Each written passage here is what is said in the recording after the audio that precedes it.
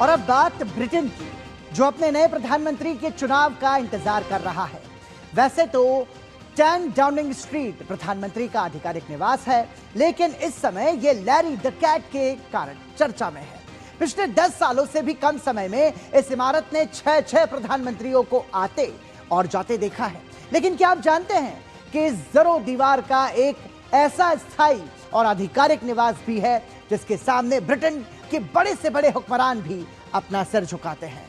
हम ब्रिटेन की राजनीति के उस पहलू की बात कर रहे हैं जो गंभीर राजनीतिक संकट के बीच भी पूरी दुनिया के चेहरे पर मुस्कान ले आता है।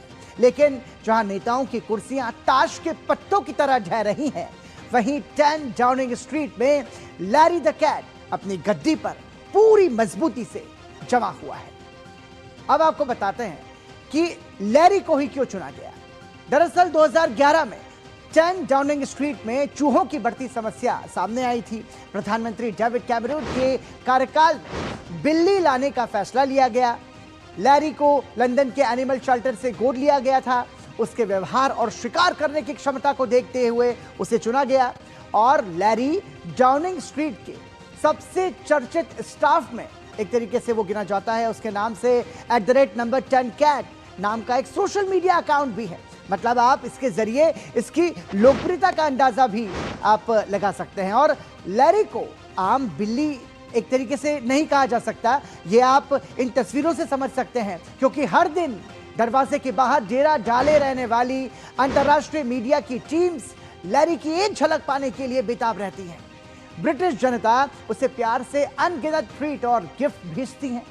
लैरी की रोजमर्रा की दिनचर्या में विदेशी मेहमानों का स्वागत करना, सुरक्षा व्यवस्था का जायजा लेना और वहां मौजूद एंटिक फर्नीचर्स पर सोकर उनकी क्वालिटी चेक करना भी शामिल है। लैरी को साल 2011 में तत्कालीन प्रधानमंत्री डेविड कैमरून के कार्यकाल में 10 डाउनिंग स्ट्रीट लाया गया था।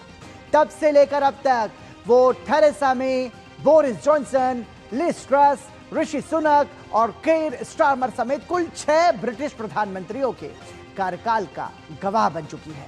प्रधानमंत्री बदलते रहे, लेकिन लैरी की जगह कभी नहीं बदली। और यही वजह है कि 10 डाउनिंग स्ट्रीट की असली बॉस के रूप में ये मशहूर है।